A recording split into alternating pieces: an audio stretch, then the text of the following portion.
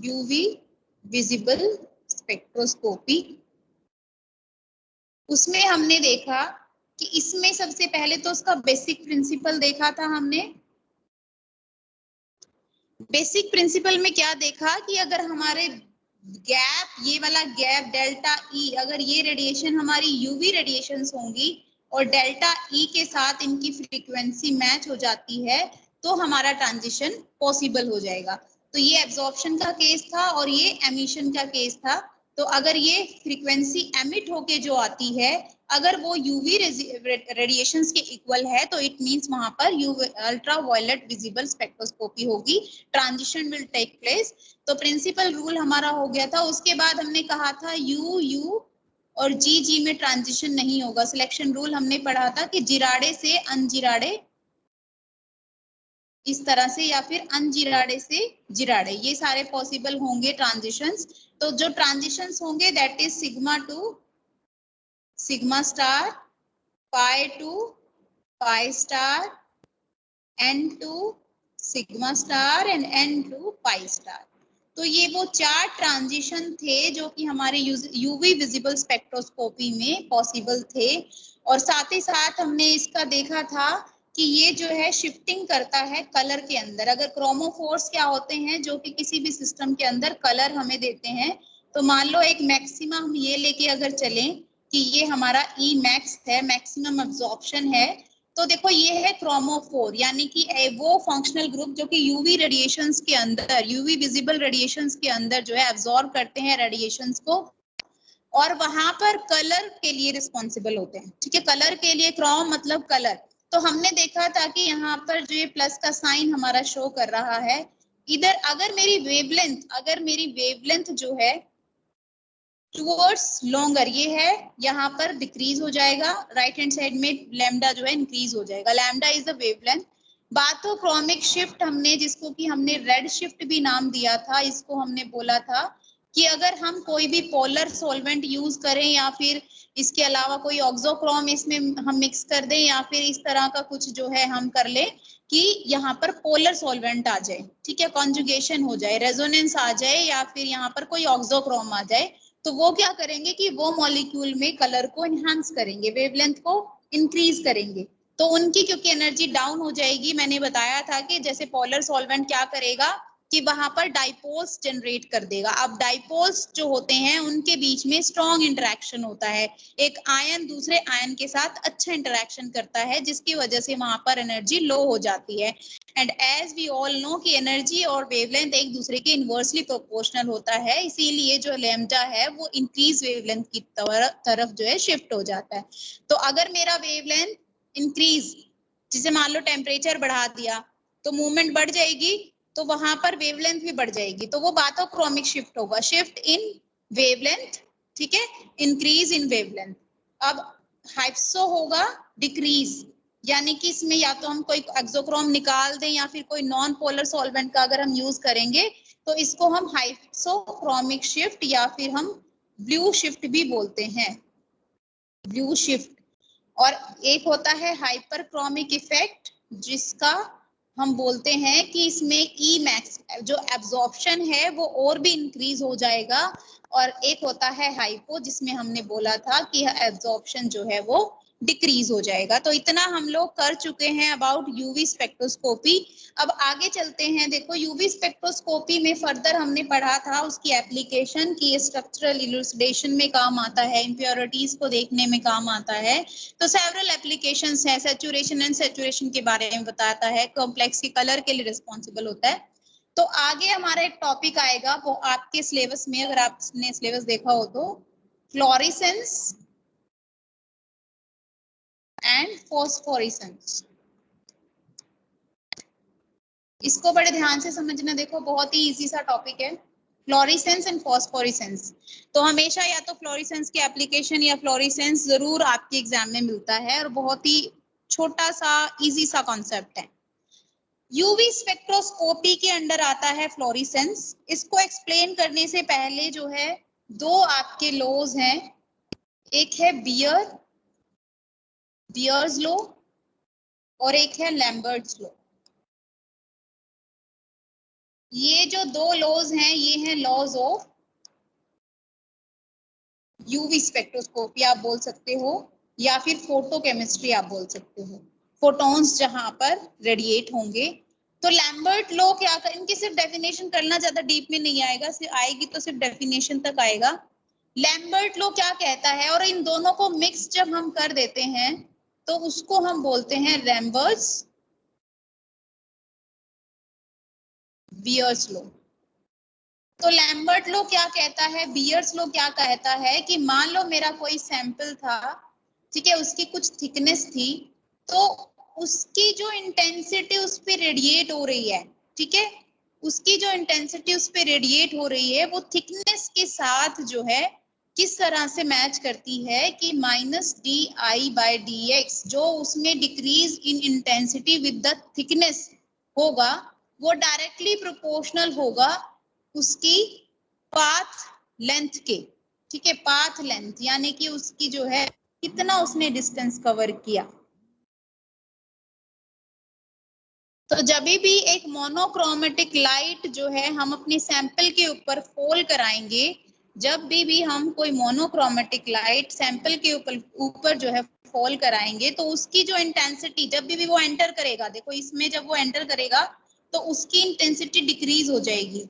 वो डिक्रीज किसके हिसाब से हो गए, ये माइनस साइन डिक्रीज के लिए ही लगाया हुआ है और कोई पर्पस नहीं है इसका, तो माइनस दिखाया हुआ है बिकॉज यहाँ पर इंटेंसिटी जो है इंसिडेंट लाइट की वो डिक्रीज हो रही है विद रिस्पेक्ट टू एक्स, यानी कि जो डिस्टेंस है कवर्ड या पाथ, तो वो डायरेक्टली प्रोपोर्शनल होता है पाथ लेंथ के। और बियर लॉ क्या कहता है कि वो सिर्फ पाथ लेंथ के ही नहीं बल्कि कंसंट्रेशन के भी इक्वल होता है कि हमारे सैंपल की कंसंट्रेशन कितनी है। तो जब हम इकट्ठा कहेंगे लैम्बर्ट बियर लॉ तो वो कहेगा decrease in intensity with respect to thickness will be directly proportional to the path length and the concentration. तो ये दो लॉज थे, कई बार आ जाते हैं, देखो अभी तक तो नहीं आए हैं।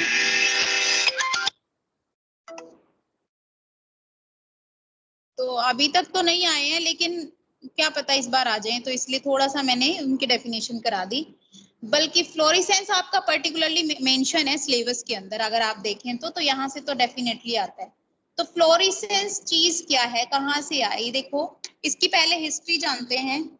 मान लो आपके पास कोई आयरन का पीस था, ठीक है, आपने कभी देखा अगर हो तो आयरन का पीस हम मान लो हमने टेम्परेचर उसको दिया, हीट किया उसको, तो आपने कभी तो देखा ही होगा।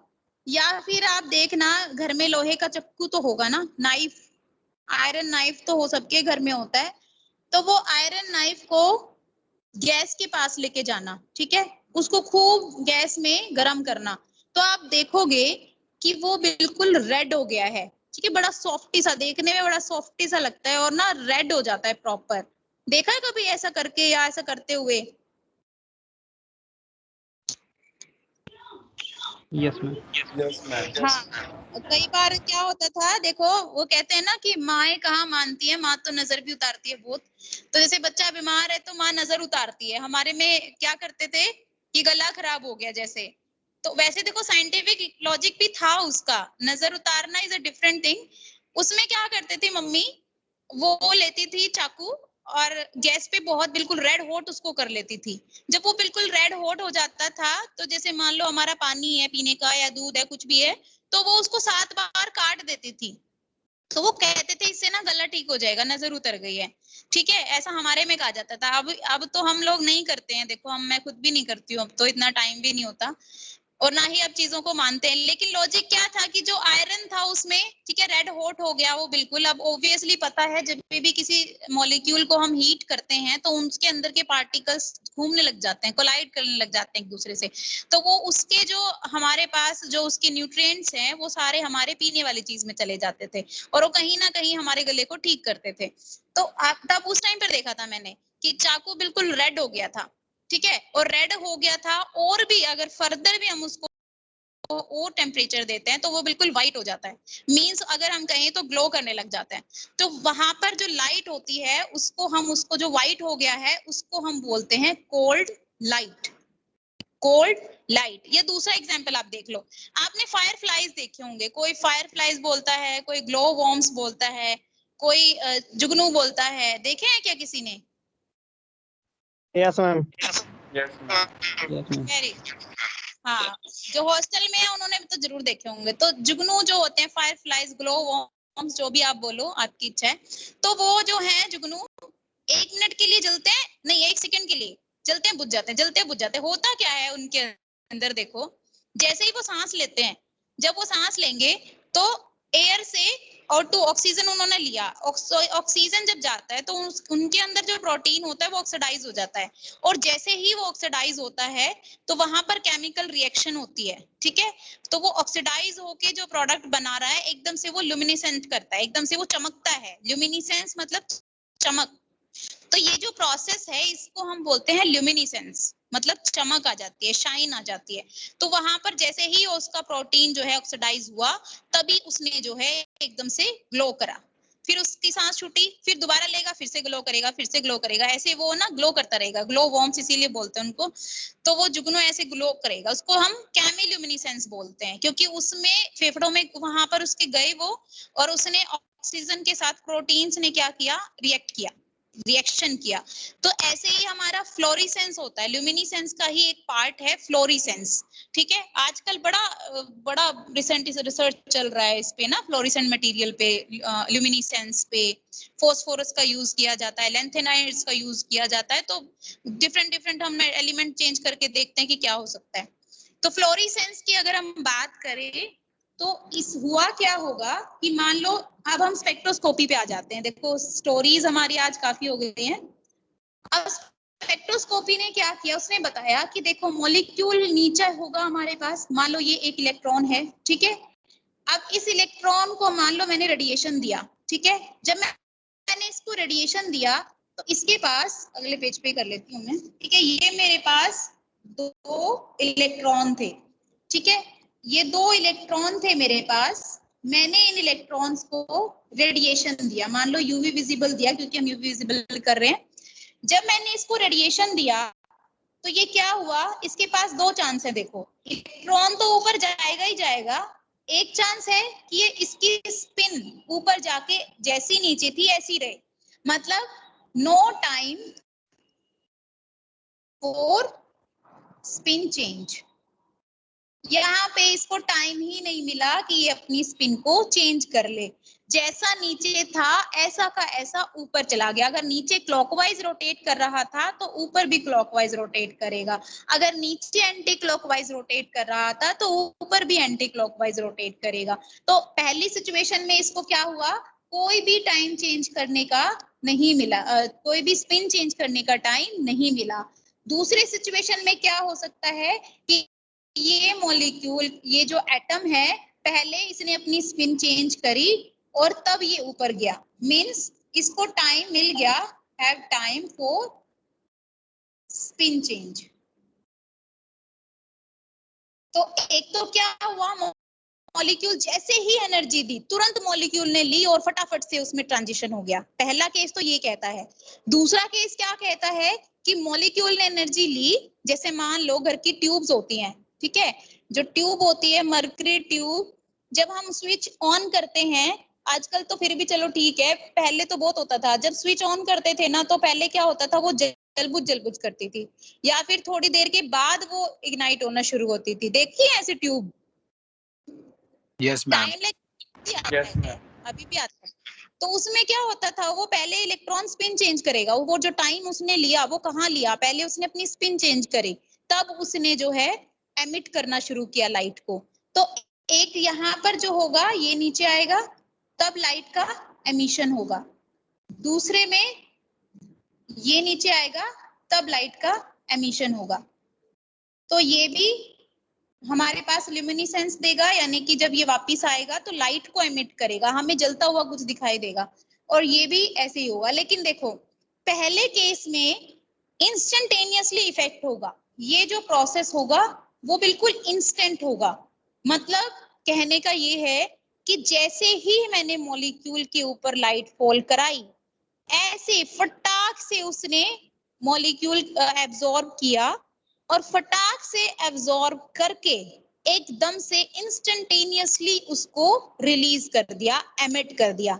ठीक है, पहला केस क्या है कि इसने कोई टाइम नहीं लिया स्पिन चेंज करने के लिए, इसने एकदम से एब्जॉर्ब किया लाइट को, चमका, ठीक है, एकदम से चमका, बिल्कुल जैसे ही हमने इसको लाइट दी तभी की तभी एब्जॉर्ब करके तभी की तभी हमारा इलेक्ट्रॉन नीचे आया और लाइट एमिट कर दी, ठीक है, इंस्टेंटेनियसली हुआ सब कुछ। और अगर मैंने इसको एनर्जी देना बंद कर दिया तो ये भी चमकना बंद कर देगा, इस तरह से समझो आप। जबकि दूसरा केस क्या है, इसमें थोड़ा टाइम लैग लगता है, इसमें थोड़ा टाइम लैग लगता है। जैसे ही हमने इसको एनर्जी दी, ये एकदम से नहीं जलता, ये क्या करता है, जैसे ही एनर्जी दी कुछ देर बाद जलेगा, और जैसे ही हम एनर्जी अगर कट कर देंगे तो कुछ देर तक जलता रहेगा कट करने के बाद भी, जबकि पहले केस में ऐसा नहीं था। तो इन शॉर्ट में कहूं कि पहला जो केस है हमारा, ये है फ्लोरिसेंस। पहला केस क्या है, फ्लोरिसेंस, और दूसरा केस क्या है, फोस्फोरिसेंस। ठीक है, जो इंस्टेंट था वो था फ्लोरिसेंस, और जिसमें टाइम लैग आया वो है फोस्फोरिसेंस। फ्लोरिसेंस, फोस्फोरिसेंस, ल्यूमिनिसेंस की ही टाइप है, 3 टाइप होती है, केमिल्यूमिनिसेंस, फ्लोरिसेंस एंड फोस्फोरिसेंस। लेकिन आपके सिलेबस में सिर्फ फ्लोरिसेंस है। केमिल्यूमिनिसेंस मतलब जैसे हम एनर्जी दें तो उसमें कुछ केमिकल रिएक्शन हो तो उसको हम केमिल्यूमिनिसेंस बोलते हैं। आपके सिलेबस में है फ्लोरिसेंस और फोस्फोरिसेंस, तो आपको सिर्फ इतना करना है। तो फ्लोरिसेंस इंस्टेंट ही एनर्जी लिया और एमिट कर दिया, जैसे ही एनर्जी दिया चमकना शुरू, एनर्जी बंद चमकना बंद। फोस्फोरिसेंस में एनर्जी थोड़ी देर बाद लेगा और थोड़ी देर बाद तक वो जलता रहेगा, ठीक है, ये है फ्लोरिसेंस और फोस्फोरिसेंस। अब हमने देखा कि जब यहाँ पर हमारे पास था, यहाँ पर था, तो मॉलिक्यूल ने स्पिन चेंज नहीं की थी फ्लोरिसेंस में, जबकि फोस्फोरिसेंस में मॉलिक्यूल ने स्पिन चेंज कर ली थी। तो अगर हम S की वैल्यू देखें तो S की वैल्यू इसमें बताओ कितनी होगी, फ्लोरेसेंस में टोटल स्पिन कितना होगा, अरे पहले भी क्या है तो स्पिन मल्टीप्लिसिटी जब निकाली थी, देखो इसमें क्या स्पिन है और इसमें क्या स्पिन है, दोनों को ऐड कर देंगे। देखो याद करो, जब हमने ऐसे किया था, ऐसे हमारे हमने ऐसे उनको ऐड कर दिया था, ऐसे याद आया कुछ? Yes ma'am, yes ma'am. बोलो तो सही फिर आंसर। 0 आएगा मैम, 0 आएगा। 0 आएगा, very good. Half spin minus half spin, ये हो जाएगा 0। और अगर S 0 है तो स्पिन मल्टीप्लिसिटी क्या आएगी, बोलो। 1 1 का मतलब है कि सिंगलेट स्टेट है हमारी, फ्लोरिसेंस में हमारी सिंगलेट स्टेट में से होगा जो भी होगा, क्योंकि स्पिन चेंज नहीं करी है। दूसरे केस में अगर मैं देखूं तो स्पिन की वैल्यू फटाफट से बता दो। 2 1 आएगी मैम, नहीं 1 है 1 1 आएगी, वेरी गुड, 1 आएगी। तो 1 आएगी तो स्पिन मल्टीप्लिसिटी की भी वैल्यू बता दो। 3, यानी कि ये जो होगी वो ट्रिपलेट स्टेट होगी। तो यहाँ पर जो एमिशन होगा लाइट का फ्लोरिसेंस में वो सिंगलेट स्टेट से होगा, जबकि फोस्फोरिसेंस में जो होगा वो ट्रिपलेट स्टेट से होगा, ठीक है। इसको जो वेल एक्सप्लेन किया वो किया जेब्लॉन्स्की ने, जेब्लॉन्स्की डायग्राम हम उसको बोलते हैं, जेब्लॉन्स्की डायग्राम, उसने बहुत अच्छे से एक्सप्लेन किया, आपको समझ भी आ जाएगा बड़े अच्छे से। देखो अब नीचे मॉलिक्यूल है, ग्राउंड स्टेट में है, मान लो सारे सिंगलेट थे, ठीक है, देखो नीचे हमने क्या देखा था,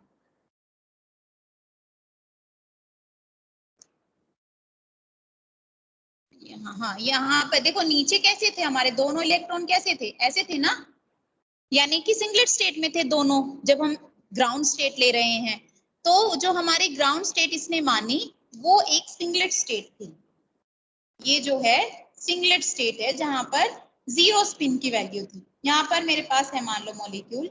अब इसके बाद हमारे पास जो एक्साइटेड स्टेट थी वो 2 तरह की आई, एक तो थी singlet, first excited, second second excited, third excited, मान लो ये थी, तो ये है सिंगलेट ग्राउंड स्टेट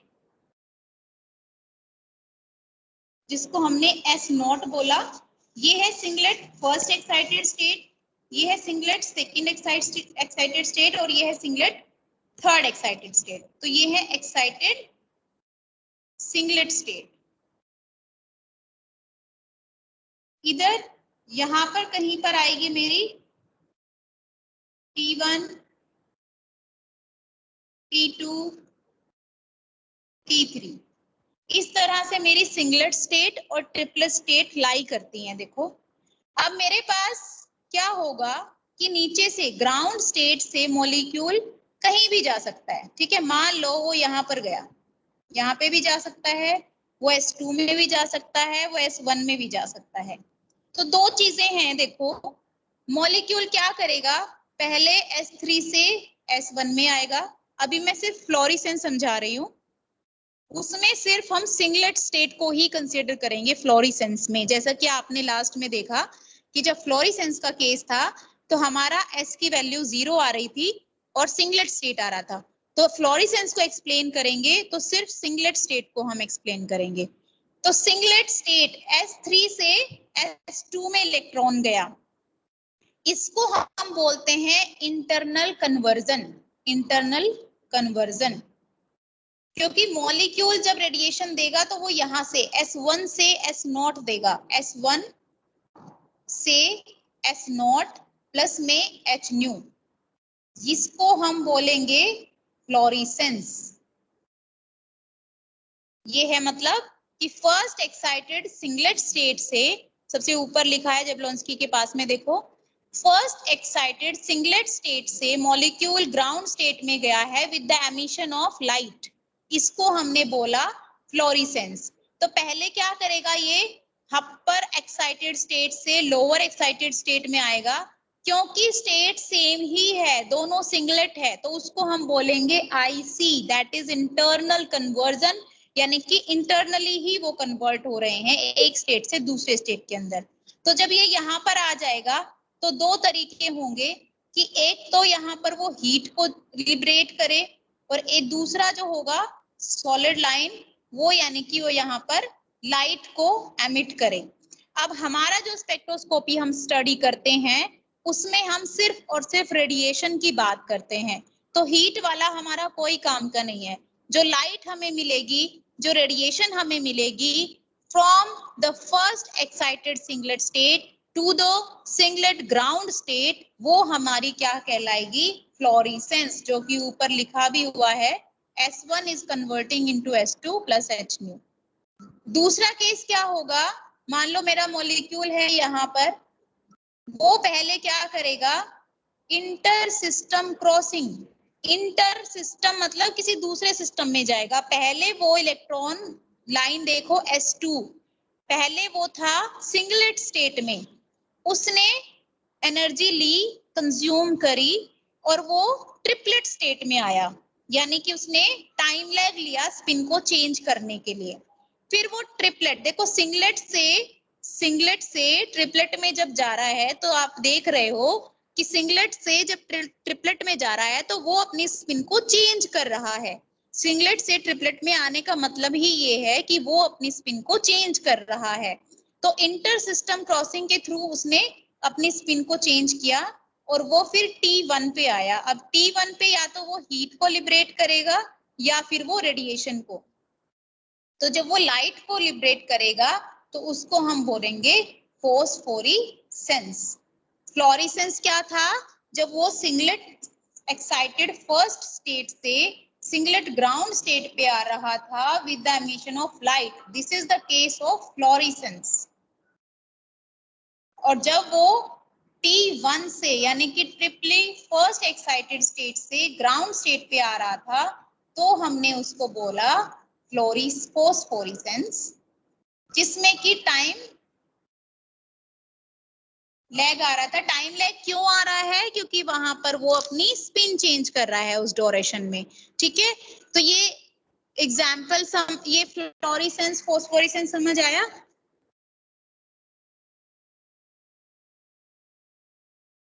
हाँ जी, यस मैम। देखो सिंगल वन भी अगर कोई बच्चा कहता नहीं समझ आया तो आई कैन रिपीट। जी एक बार दोबारा बता दो। ओके, देखो अभी सुनो, इस डायग्राम के देखते रहो। अब ये डायग्राम पे यहाँ पे जाके बैठ जाओ, तुम बैठ जाओ यहाँ पर, देखो रुको। S3 पे यहाँ बैठा है सरताज, ठीक है, सबसे ऊपर। पहले हम फ्लोरेसेंस समझेंगे। मान लो कि थर्ड फ्लोर की एक बिल्डिंग है जिसमें एक ग्राउंड फ्लोर है, उसके बाद फर्स्ट सेकंड थर्ड, थर्ड पे जाके बैठ गया है सरताज, ठीक है। अब सरताज का कोई दुश्मन है, सरताज किसी दुश्मन का नाम बताओ एक बार। किसका बताऊं जी? दुश्मन, अच्छा चलो कोई भी नहीं, XYZ मान लेते हैं, ठीक है। ठीक है। XYZ कोई भी दुश्मन है, ठीक है। तो XYZ ने क्या किया, सरताज को ऊपर से सीधा नीचे फेंका। एक चीज तो ये है, मतलब बीच में क्या है, हम सिर्फ स्टेयर से आ सकते हैं। ये जो है S3 से पहले लुढ़कता हुआ सरताज सेकंड फ्लोर पे गया, फिर लुढ़कता हुआ सरताज फर्स्ट फ्लोर पे गया, और तब वो ग्राउंड स्टेट पे आएगा, ठीक है। डायरेक्ट हमारे पास मान लो पहले वो सेकंड फ्लोर पे लुढ़कता हुआ गया, फिर वो अपनी ही बिल्डिंग की बात है, ये एक ही बिल्डिंग में है वो सरताज ना, फिर वो ग्राउंड स्टेट पे। तो जब वो फर्स्ट फ्लोर से ग्राउंड स्टेट पे आया with the emission of light, तो इसको हमने बोला फ्लोरिसेंस, जब वो सेम बिल्डिंग में काम कर रहा है। लेकिन क्या हुआ, दूसरा केस हमने क्या लिया कि थर्ड, मान लो थर्ड फ्लोर पे ही बैठा हुआ था सरताज, और वहां पे XYZ उसका दुश्मन कोई भी गया, ठीक है। उसने क्या किया, सरताज को उठाया और अपनी बिल्डिंग से पहले दूसरी बिल्डिंग में फेंका, ठीक है, अपनी बिल्डिंग से पहले दूसरी बिल्डिंग में फेंका उसको, और फिर वहां से क्या हुआ, सरताज लुढ़कता लुढ़कता पहले वो सेकंड उस पे गया फ्लोर पे, फिर फर्स्ट फ्लोर पे गया, और फिर दूसरे की बिल्डिंग से वो नीचे आया ग्राउंड फ्लोर पे, ठीक है। तो जब वो दूसरे की बिल्डिंग से नीचे आया, अब देखो एक बिल्डिंग से फेंकने में दूसरी बिल्डिंग तक टाइम लगा ना उसको, पहले क्या था, फटाफट से उसी बिल्डिंग में उसको धक्का दे दिया, टाइम लगा, बिल्कुल भी नहीं लगा, वो है फ्लोरिसेंस। अब सरताज के दुश्मन को बेचारे को टाइम लग रहा है, उसको उठा रहा है, पटक रहा है दूसरी बिल्डिंग में, तो ये टाइम लैग हो गया, स्पिन उसने चेंज कर ली, बिल्डिंग चेंज करने में उसको टाइम लगा। तो जब उसने बिल्डिंग चेंज करी, तो वहां दूसरी बिल्डिंग से जब वो ग्राउंड स्टेट पे आ रहा है सिंगलेट की, तो उसको हम बोल रहे हैं फोस्फोरिसेंस। सरताज, इतना सब धक्के खा के समझ आया? आ गया जी, धक्के खा के समझ। चलो, अब ज्यादा चोट ना लगी हो तो आगे कंटिन्यू करते हैं। ठीक है जी। हाँ, तो यहाँ पर अगर ट्रिपलेट स्टेट से आ रहा है तो फॉस्फोरेसेंस, और अगर सिंगलेट स्टेट से आ रहा है तो फ्लोरेसेंस। ये आपका एक टॉपिक पूरा कंप्लीट हो गया है। अब यहीं पर एक है principle of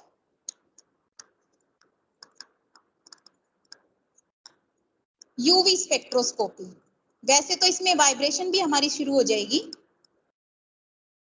principle of UV spectroscopy, जिसका नाम है फ्रैंक कॉन्डोन प्रिंसिपल। बहुत ही इंपॉर्टेंट है और आपके एग्जाम में भी आया था। तो देखो इसमें क्या कहता है, ये इसमें ये कहता है कि एक मॉलिक्यूल, ये वाला मॉलिक्यूल है मान लो कोई भी, ये वाइब्रेट कर रहा है, ये इधर भी वाइब्रेट कर रहा है, इधर भी, जैसे पेंडुलम होता है, ठीक है, वो ऐसे ऐसे जाता है ना, ऐसे ऐसे जाता है, तो ऐसे ऐसे वो चक्कर काटता रहता है, यहाँ से यहाँ, यहाँ से यहाँ, ठीक है, ऐसे ऐसे घूमता रहता है वो ये बताओ फिजिक्स में जब आप पढ़ते हो तो मैक्सिमम टाइम कहाँ पर स्पेंड करता है, कॉर्नर्स में या मिड में? मिड में मैम। मिड में ज्यादा टाइम स्पेंड करता है। वेलोसिटी कहाँ ज्यादा होगी, कॉर्नर्स पे या मिड पे?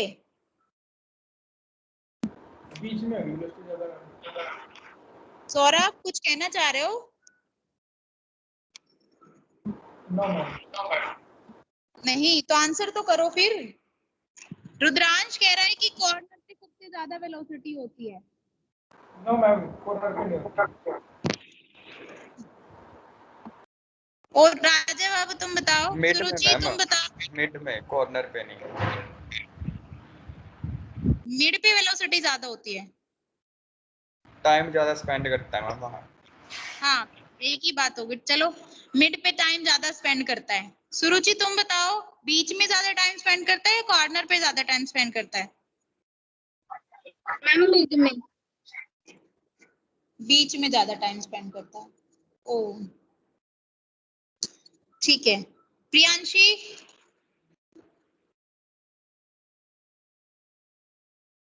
दिवेश, आज ध्रुव नहीं आया? Yes ma'am. दिवेश, हाँ तुम बताओ, पेंडुलम आपने जब पढ़ा होगा फिजिक्स में, तो वहां पर वो जो हमारा टाइम स्पेंड कहाँ कर रहा था ज्यादा? कॉर्नर पे रुक रहा था या बीच में रुक रहा था?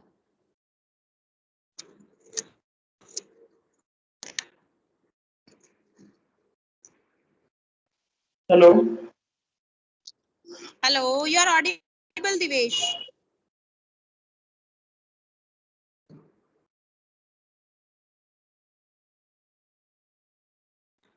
देखो, मान लो किसी यहाँ पर था, ठीक है, वो क्या करेगा, पहले यहाँ पर जाएगा, यहाँ पर ऐसे कंटिन्यू करेगा, यहाँ पर फिर से मुड़ने के लिए पोजीशन चेंज करेगा, फिर से यहाँ पर आएगा। अब बताओ,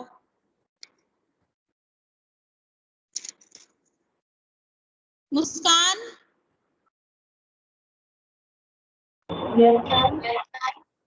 आप बताओ, जो एक मॉलिक्यूल हमने वाइब्रेट करने के लिए रखा, ठीक है, तो वहां पर वो कॉर्नर्स पे ज्यादा टाइम स्पेंड करेगा या बीच में ज्यादा टाइम स्पेंड करेगा?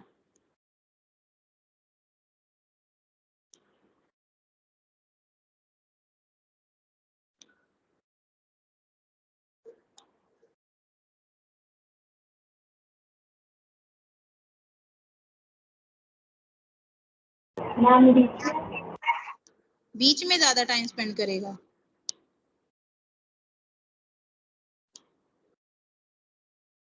तो यहाँ पर इसकी जो पोजीशन होती है वो टू एंड फ्रो हम बोल सकते हैं, या बैक एंड फ्रोथ, ठीक है। तो ऐसे मीन पोजीशन, सेंटर पोजीशन बीच में होती है यहाँ पर उसके पेंडुलम के, ठीक है। हमें पेंडुलम नहीं पढ़ना बेसिकली, बस मैं ना वाइब्रेशन बताना चाह रही हूँ कि कैसे होती है। तो मान ले 3 पॉइंट हम ये लेके चलते हैं, ए, बी और सी। तो सी और बी ये इसके होते हैं एक्सट्रीम पोजीशन, और बीच में जो होता है उसको हम बोलते हैं मीन पोजीशन, या फिर हम उसको बोलते हैं सेंटर पोजीशन, ठीक है। सेंटर पोजीशन पे क्या होता है, तो इनिशियली जो बॉब, मान लो बॉब या पेंडुलम जो होती है वो मीन पोजीशन पे ए पे होगी मान लो, फिर उसको पुल किया जाएगा, मान लो राइट हैंड साइड पे पुल किया उसको फिर रिलीज कर दिया, ठीक है। वो वापस से आएगी, फिर पोजीशन सी पे आएगी, इक्वल डिस्टेंस कवर करेगी, पोजीशन ए पे आएगी, देन रिपीट वो प्रोसेस करेगी, ठीक है। तो ये इस तरह के मोशन को टू एंड फ्रो करते हैं, या बैक एंड फ्रोथ मोशन कहते हैं सिंपल पेंडुलम में जब एग्जांपल हम लेते हैं। तो ऐसे ही हमारा जो मॉलिक्यूल होता है वो भी टू एंड फ्रो मोशन करता रहता है, ठीक है। एक बार मोशन करेगा, मान लो ये मॉलिक्यूल है, एक बार मोशन करेगा इधर की तरफ, एक बार मोशन करेगा इधर की तरफ, ठीक है। ऐसे ही वो मान लो अगर हम उसको स्ट्रेच करते जाएं, जैसे स्ट्रिंग स्ट्रेच करते जाएं, तो ये मॉलिक्यूल थोड़ा सा ज्यादा वाइब्रेशन करेगा, और ज्यादा वाइब्रेशन करेगा। अगर हम इसको और स्ट्रेच कर दें तो ये और वाइब्रेशन करेगा, और वाइब्रेशन करेगा, और ज्यादा स्ट्रेच कर दें तो और वाइब्रेशन करेगा, और वाइब्रेशन करेगा, फिर और स्ट्रेच कर दें तो ये और वाइब्रेशन करेगा। तो इस तरह से ये वाइब्रेशन करता चला जाएगा, ठीक है। लेकिन लास्ट में जाके एक पॉइंट ऐसा आएगा जहां पर ये ब्रेक कर देगा, बॉन्ड जो है हमारा वो ब्रेक हो जाएगा, ठीक है। जैसे हम एग्जाम्पल लेके चलते हैं, ग्राफ भी बन जाएगा इसी से ही हमारा। कितना टाइम होगा, 5 मिनट रहते हैं अभी, चलो ग्राफ समझ लेते हैं, मेन प्रिंसिपल कल करेंगे, ठीक है। मान लो हम सेंटर पोजीशन पे लेके चले, ये जो है वो इंटर न्यूक्लियर डिस्टेंस है,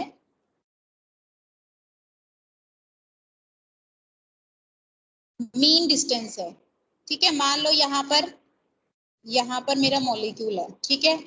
अब ये मॉलिक्यूल, एक बार मैंने, ये वाला फिक्स है, ठीक है, जो हमारा है ये वाला फिक्स है।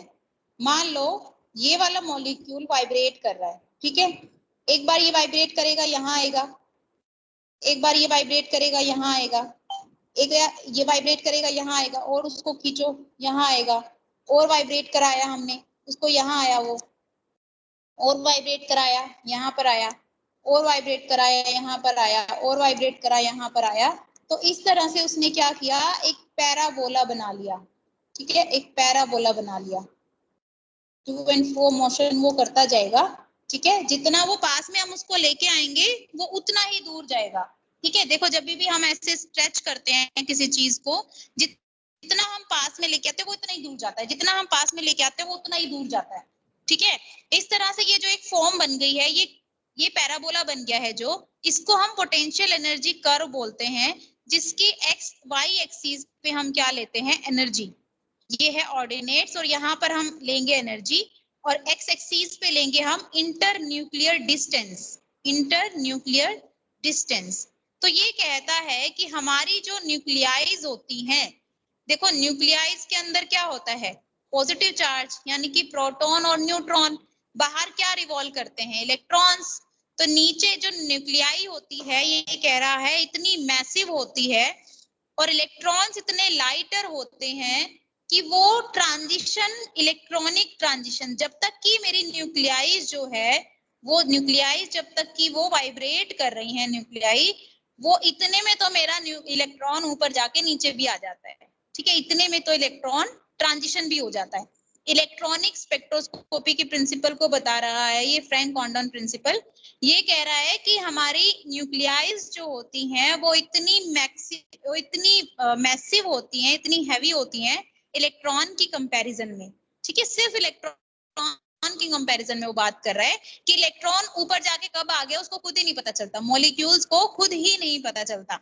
तो इसलिए वो प्रिंसिपल कहता है कि जब मेरा मॉलिक्यूल ऐसे मोशन करता रहेगा करता रहेगा करता रहेगा, तो एक पॉइंट ऐसा आ जाएगा जहां पर वो मॉलिक्यूल टूट जाएगा।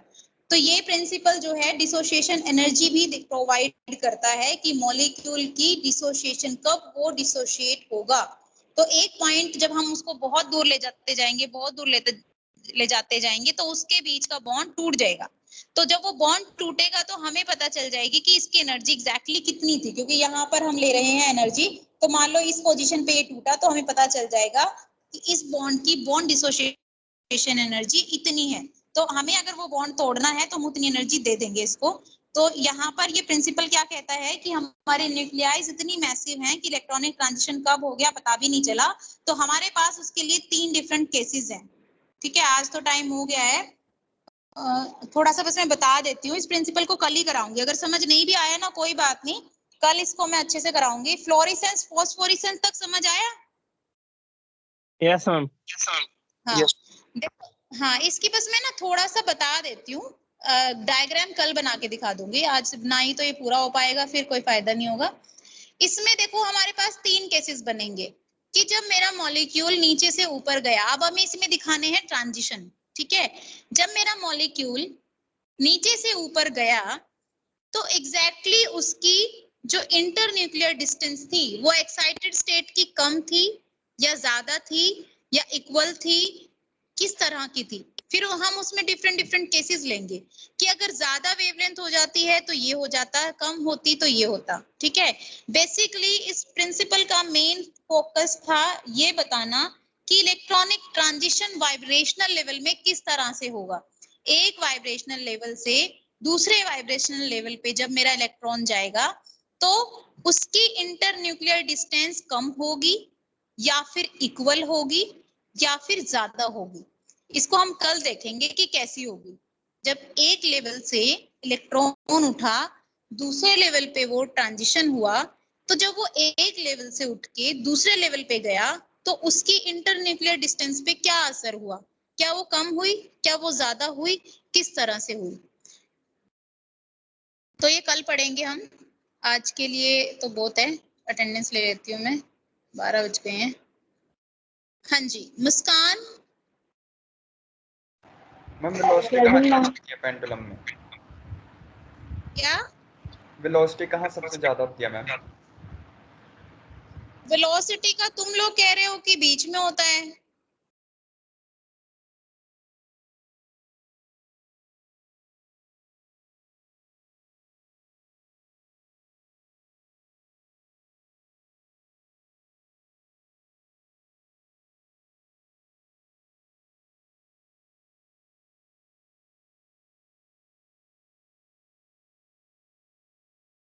मैंने तो ये देखा था, देखो अब मौलिक जो वो पेंडुलम है वो मीन पोजीशन को कवर करके जाएगा, एक कॉर्नर पे जाके रुकेगा, फिर वापस से आएगा।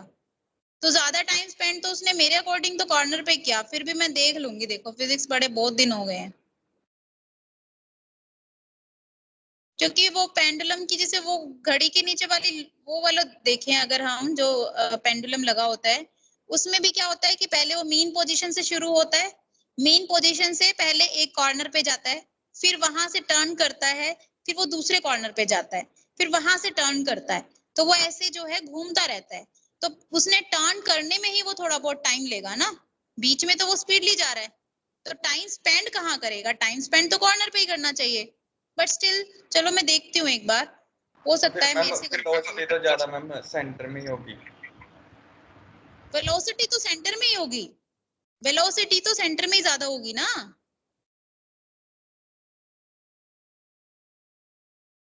लेकिन अगर तुम ये कह रहे हो कि टाइम स्पेंड ज्यादा सेंटर में करेगा तो वेलोसिटी तो वहां 0 होनी चाहिए, फिर कम होनी चाहिए, या फिर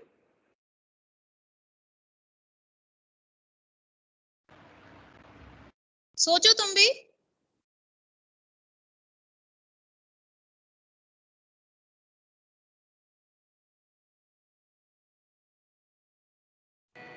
टाइम स्पेंड तो हम कॉर्नर्स पे ज्यादा करेगा। हाँ, कौन बोला?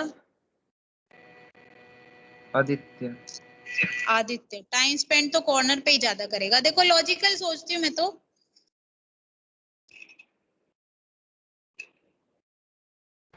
कि सेंटर वो पे अपनी मीन पोजीशन, वो सेंटर पे ज्यादा बार आता है मैम, जो बॉब है एज कंपेयर टू कॉर्नर। ज्यादा क्या आता है, ज्यादा बार आता है। Yes ma'am. अरे ज्यादा बार तो आएगा, हम तो ये कह रहे थे ना कि टाइम ज्यादा स्पेंड कहाँ करेगा, वेलोसिटी कम कहाँ होगी, मतलब ज्यादा देर कहाँ टिकेगा।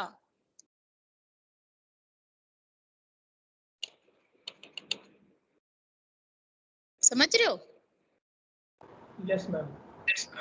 हाँ यस। चलो अटेंडेंस, ओके जी, चलो अटेंडेंस ले लेते हैं। मुस्कान, प्रेजेंट मैम। चिराग, प्रेजेंट मैम। दीक्षा, अनुज, अजय, हरजशन, सरताज, प्रेजेंट मैम। आवाज, हाँ हरजशन, ठीक है, मुझे लगा ऑडिबल नहीं हूं मैं। सरताज, प्रेजेंट मैम। ओके। हार्दिक, जिसका अटेंडेंस होता जाए वो लीव कर सकता है। हरजशन तुम्हारी अटेंडेंस हो गई है। Mukul, present ma'am. Nitin, Tushar Tomar, yes ma'am.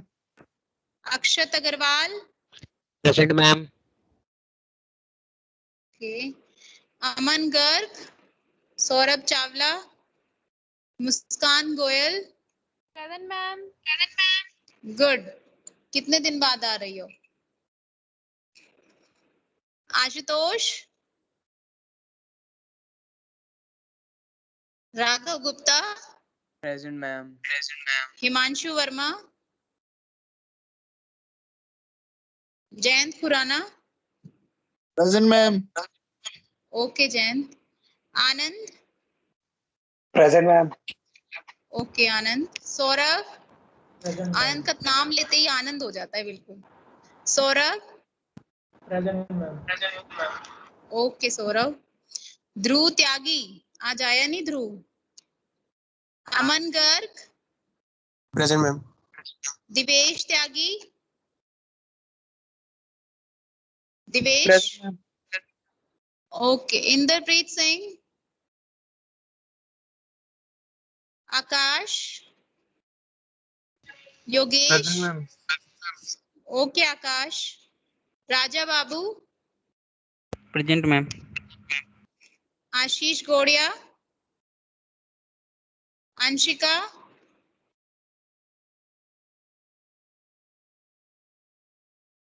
Sunny, Suruchi, Present, ma'am. Okay Suruchi, Sunny,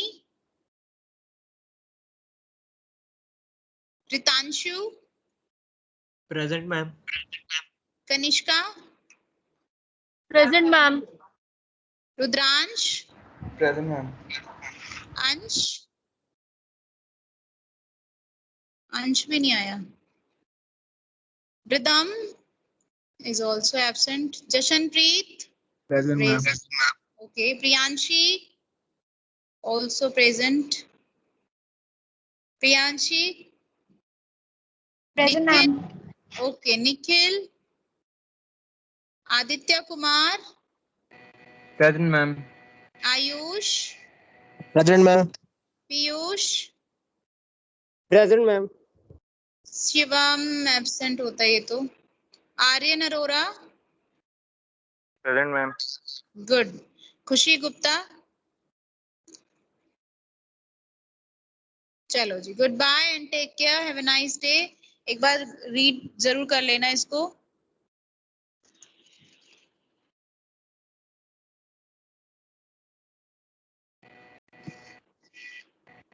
thank you ma'am. Welcome.